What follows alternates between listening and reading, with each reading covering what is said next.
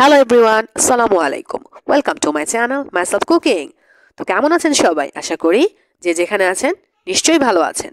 তো আজকে আমি একটা মজাদার নিরামিষ তরকারি রেসিপি নিয়ে এসেছি। এটা অবশ্যই লাউ তরকারি। তো আমরা কম বেশি লাউ তরকারিটা মাছ দিয়ে বা চিংড়ি মাছ দিয়ে বা বড় মাছ দিয়ে রান্না করে থাকি। তো আজকে আমি খুব মজাদার ডাল দিয়ে নিরামিষ লাউ তরকারিটা করেছি, সেটাই আপনার সাথে শেয়ার করছি। এখানে আমি দেখতে পাচ্ছেন একটা লাউ নিয়েছি, সেটা আমি এভাবে একটু লম্বা করে পাতলা স্লাইসে কেটে নিয়েছি। আপনারা ইচ্ছা করলে এটা টুকরাটা ছোট করেও নিতে পারেন।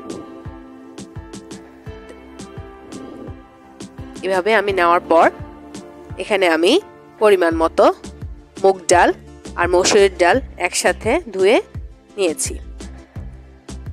আপনি যদি শুধু মসুর ডাল দিয়ে রান্না করেন তাতেও চলবে, কিন্তু আপনি যদি ইউনিক একটা মজাদার নিরামিষ লাউ তরকারি করতে চান শুধুমাত্র ডাল দিয়ে, সেখানে যদি আপনি একটু মুগ ডাল অ্যাড করেন তরকারির স্বাদটাই অনেকটাই অন্যরকম হয়ে যাবে।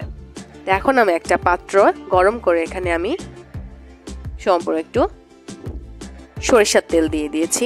আপনারা এখানে সাদা তেলও ইউজ করতে পারেন। তো আমি তরকারিটা সরিষার তেল দিয়ে রান্না করব। আমার তেলটা গরম হয়ে এসেছে।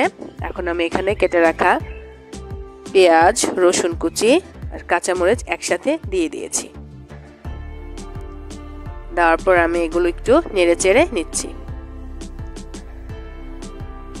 এখানে আমি শুকনো উপকরণগুলো একটা একটা করে দিব। তো প্রথমে আমি হলুদ গুঁড়া দিয়ে দিলাম, তারপরে আমি একটু মরিচ গুঁড়া অ্যাড করব। আপনারা যদি ঝাল না খেতে চান মরিচ গুঁড়াটা স্কিপ করতে পারেন, আর যারা ঝাল পছন্দ করেন তারা অবশ্যই ইউজ করতে পারেন। আমি এখানে দিয়ে দিলাম আমার পরিমাণ মতো মরিচ গুঁড়ো। তো এখানে আমি 2 চামচ লবণও অ্যাড করব, যেহেতু এখানে তরকারি আর ডালের পরিমাণটা বেশি। তো আপনি পরবর্তীতে কম বেশি দেখে লবণের পরিমাণ দেখতে পারেন। সবগুলো শুকনো উপকরণ আমি একসাথে পেঁয়াজ আর কাঁচামরিচের মিশ্রণের সাথে মিশিয়ে নিচ্ছি। আমি এখানে কোনো বাটা মশলা অ্যাড করিনি, যেহেতু এটা একটা নিরামিষ তরকারি।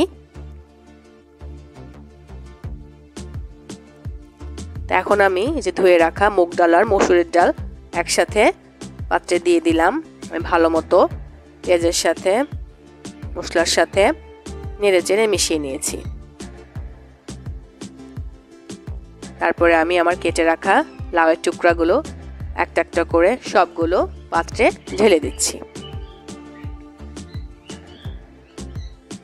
অনেক সময় দেখবেন বাচ্চারা সবজি খেতে চায় না। আপনি যদি এভাবে ডাল দিয়ে মজাদার সবজিটা তৈরি করে দেন, বাচ্চারা অনায়াসে চেটেপুটে খেতে বাধ্য হবে। সবগুলো লাউয়ের টুকরা আমি দিয়ে দেওয়ার পরে একটু ভালো করে ডালের সাথে লাউয়ের টুকরাটা যেন মিশে যায়, সেজন্য ভালো মতো মিক্স করে নিচ্ছি। দেখতে পাচ্ছেন সবগুলো উপকরণ আমার মেশানো হয়ে গেছে। তাই কিছুক্ষণের জন্য আমি ঢাকনাটা দিয়ে দিলাম।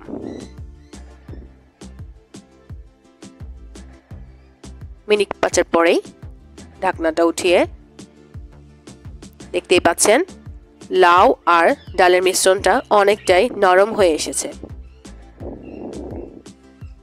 আমি এখন একটু আবারও নেড়ে চেড়ে দিচ্ছি।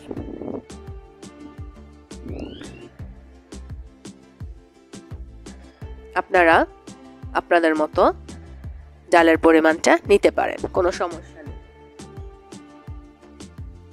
এভাবে নেড়ে চেড়ে দিচ্ছি। দেখতেই পাচ্ছেন আমার লাউটা অনেকটাই সিদ্ধ হয়ে এসেছে, ডালটাও চলে এসেছে। এখানে তো একদমই লাউটা হয়ে গেছে, অনেকটাই লেগে গেছে কড়াইতে। এজন্য আমি একটু নেড়ে চেড়ে পরিমাণ মতো পানি অ্যাড করব। এখানে আমি 2 কাপ পরিমাণ পানি দিয়েছি। আমি বেশি পাতলা করব না, আমি একটু ঘন মাখা মাখা রাখার চেষ্টা করব। দেখতে পাচ্ছেন আমি পানি দেওয়ার পরে একদম ভালো মতো নেড়ে চেড়ে দিয়েছিলাম। আমি তখন আর কখনো ঢাকনা দেইনি, এমনিতেই চুলের উপরে রেখে দিয়েছি। একদম পানিটা টেনে দিয়েছে। তারপরে আমি আরেকটা চুলোয় একটা পাত্রে 3-4টা শুকনো মরিচ তার সাথে পেঁয়াজ দিয়ে বাগারের জন্য বসিয়ে দিলাম। আর এই পাশে আমি আমার লাউ তরকারির উপর কেটে রাখা ধনেপাতা কুচিটা দিয়ে দিলাম। দেখতেই পাচ্ছেন খুব সুন্দর একটা কালার চলে এসেছে, খেতেও অনেক সুস্বাদু হবে। আপনারা অবশ্যই বাসায় ট্রাই করবেন, আর সেজন্য আমার চ্যানেলটা একটা লাইক দিয়ে সাবস্ক্রাইব করবেন। এই তো দেখতে পাচ্ছেন আমার বাগারটা কালার চলে এসেছে। এখন আমি লাউর উপর ঢেলে দিচ্ছি।